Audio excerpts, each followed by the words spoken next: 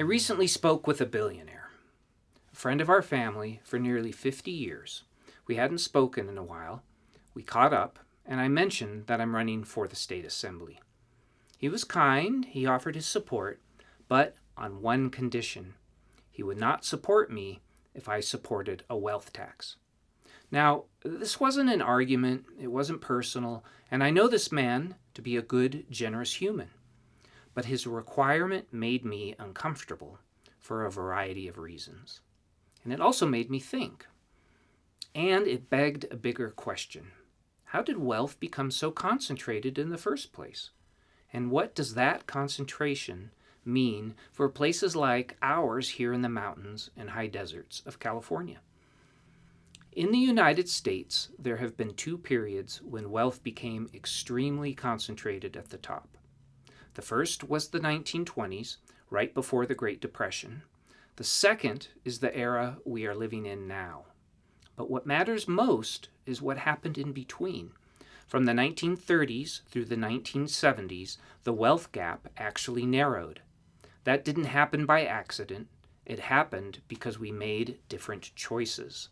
California has followed the same patterns as the nation, but here the inequity is greater.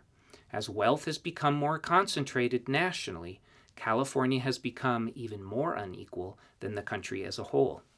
Not because Californians work less, but because wealth today depends more and more on owning assets that grow, especially housing and investments. And this is where regions like ours feel it most. In our inland rural communities, incomes are lower, 20% lower than the rest of California. And fewer families own the kind of assets that build wealth over time. We don't see the same upsides when markets boom, but we feel the pressure when costs rise. This didn't just happen, and it doesn't have to stay this way. When wealth gaps narrowed in the past, it was because people had stability. They could buy a home, start a small business, afford health care, plan for retirement.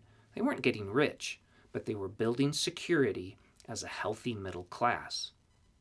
And if we want to improve economic opportunity in our region, we have to rebuild those foundations. Housing that working families can afford, healthcare access so one illness doesn't wipe out a lifetime of savings, support for local businesses so wealth stays in our communities instead of leaving extracted by huge corporations.